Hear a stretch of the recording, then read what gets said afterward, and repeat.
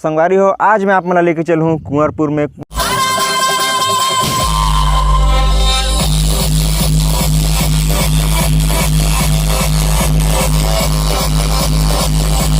और इधर पीछे में है CGRVS। चल रहा है।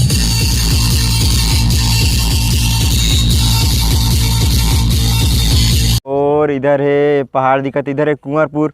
और कुंवरपुर में इसे गुप्ता साउंड 8 बेस 4 टॉप।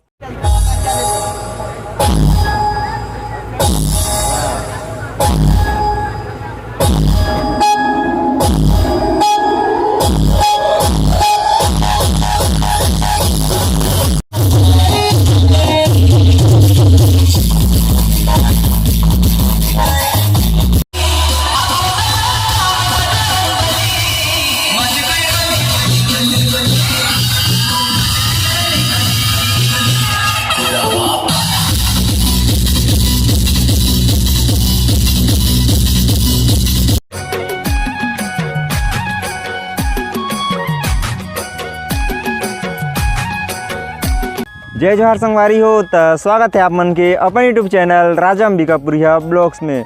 तो संगवारी हो, आज मैं आप मना लेके चलूँ कुंवरपुर में। कुंवरपुर में आते आज Gupta sound 8 base 4 top GSS production. तो बहुत ही ज़्यादा मज़ा वाला है आज के वीडियो में। और पिछले साल देख रही है कुंवरपुर के गणेश विसर्जन में काफ़ी ज़्यादा माहौल रही, बहुत ही ज़्यादा नाचत रही, तो बहुत ही भीड़ रहे। तो हम सोचन कि आज हमू जाती। और ऐसे हमारे अंबिकापुर के सबसे फेमस DJ गुप्ता साउंड, जो कि GSS प्रोडक्शन है। तो बहुत ही ज़्यादा मज़ा वाला है आज के वीडियो में। तो वीडियो में बने रहिए और वीडियो ला पूरा देखिए। तो चल वे शानदार वीडियो ला शुरू करथन।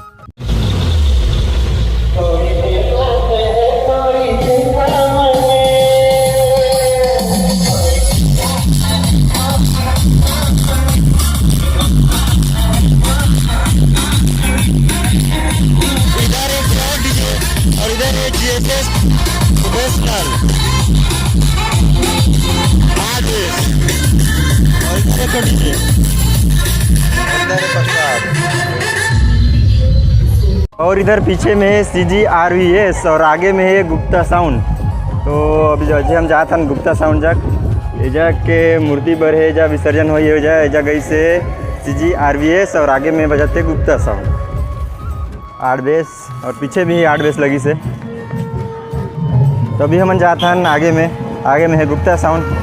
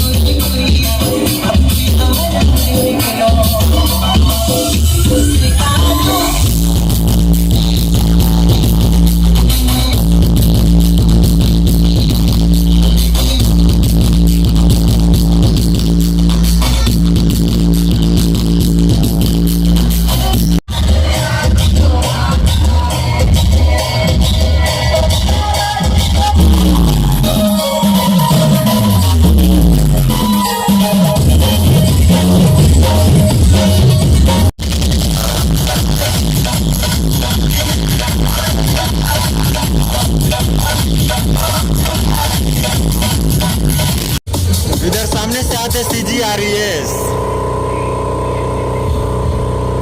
और ये GSS।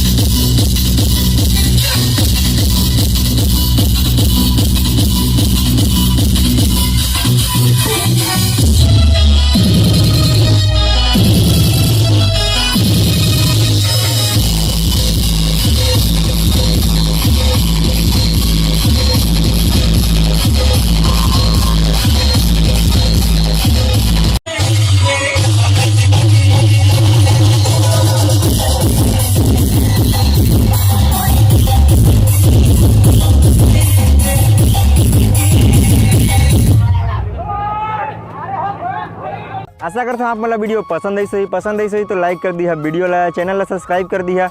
ऐसे मज़ेदार डीजे ब्लॉग देखे बा। तो ठीक है, फिर मिलते हैं आप मन से नेक्स्ट वीडियो में। तब तक के लिए जय जोहार छत्तीसगढ़, जय हिंद। और अभी GSS वाला में झगड़ा वाला रही तो हम आ गए हैं CGRVS में। टाइट माहौल है, दिखत है दूर से, अभी पास जाकर पता चली कितना माहौल है। और चलो सीधा आप मतलब दिखाता हूँ कितना माहौल है CGRVS में। और GSS के माहौल तो अभी तक आप मन देख चुके भैया। अभी जाते हैं सीधा हम CGRVS कोड़ी बचरा में।